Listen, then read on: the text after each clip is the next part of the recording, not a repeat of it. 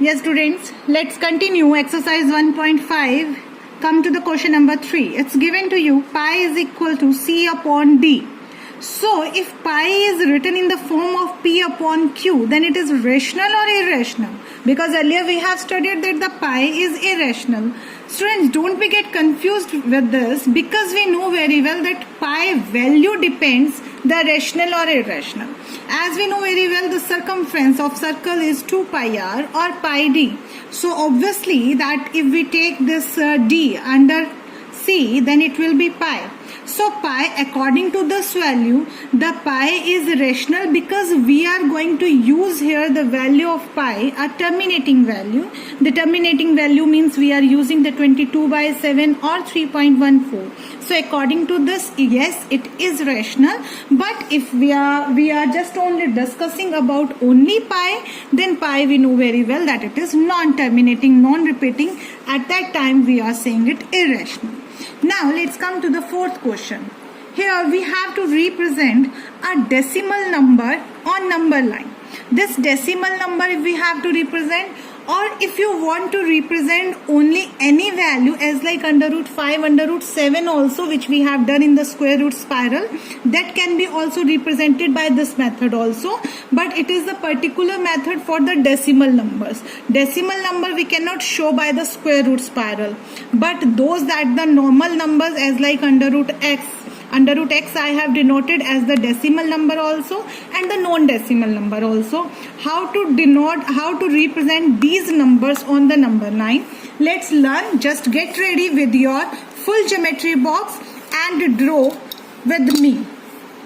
First you need to draw a number line.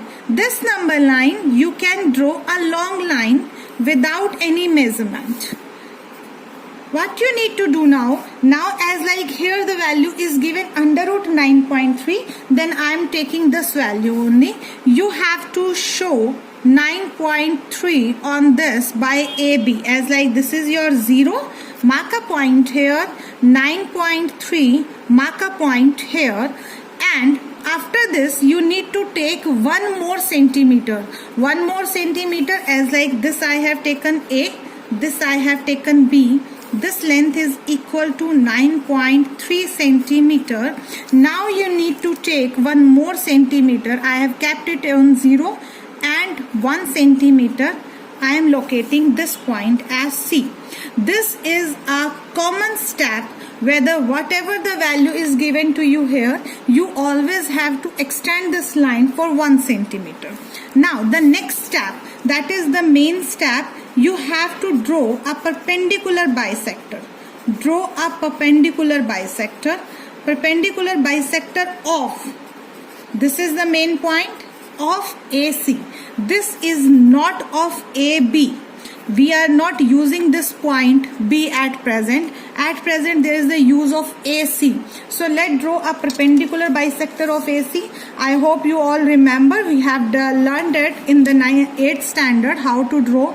As like this is your AC line, we have to open our compass more than half of this. More than half, just only with the idea that more than half of AC, you need to open your compass, keep it on A point. Draw an arc here upwards and draw an arc downwards.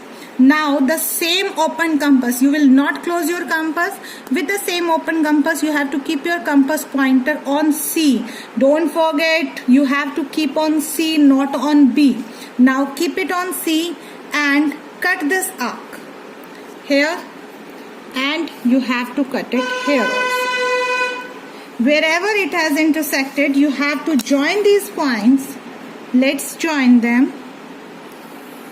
So this is your perpendicular bisector. Wherever it has intersected your line AC, you can name this point as O. Now this is your AC line, perpendicular bisector. Now the next step comes, you have to keep your compass pointer on O and open your compass equal to OA radius. OA radius, keep it on O and just open it equal to the radius OA. Now you have to draw a semicircle. It will definitely intersect on the point C. Now what you need to do, you have to use your B point now. How to use your B point? You have to draw a 90-degree angle on it. Let's draw a 90-degree angle. You can use protractor for the 90-degree angle, or you can draw it with the compass also. It's your choice. You have to keep now your protractor on the point B. Now we are going to use the point B. Keep your protractor properly on the point B and mark a 90-degree angle here. Join it with this. Thus we have drawn a 90-degree angle. Now wherever it has intersected your this semicircle, you have to name it point D.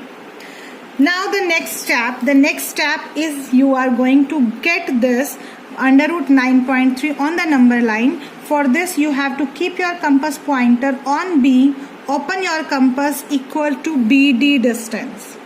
You have to keep your compass pointer on B, open it equal to BD, and now you have to draw an arc here. Wherever it has intersected your this number line, you can name it as E, and this is your under root 9.3 or whatever you are taking the X value. This is your number line. I am just explaining you in short. Once again, listen carefully. First of all, you have to draw a long number line. Then you have to show AB distance equal to your this X value, which is there inside the square root, equal to that value. Then you have to produce it 1 centimeter more, and you have to name it as C. Then you have to draw a perpendicular bisector of AC as like this. Then wherever it intersects your number line, you have to keep your compass pointer on O and open your compass equal to OA radius and draw a semicircle here. Then you have to draw a 90-degree angle on this point B here. Wherever it intersects your semicircle, name it as D and keep your compass pointer on B, open it equal to BD distance, and then draw an arc on the number line. Wherever it intersects, that is your square root of that number. Thank you.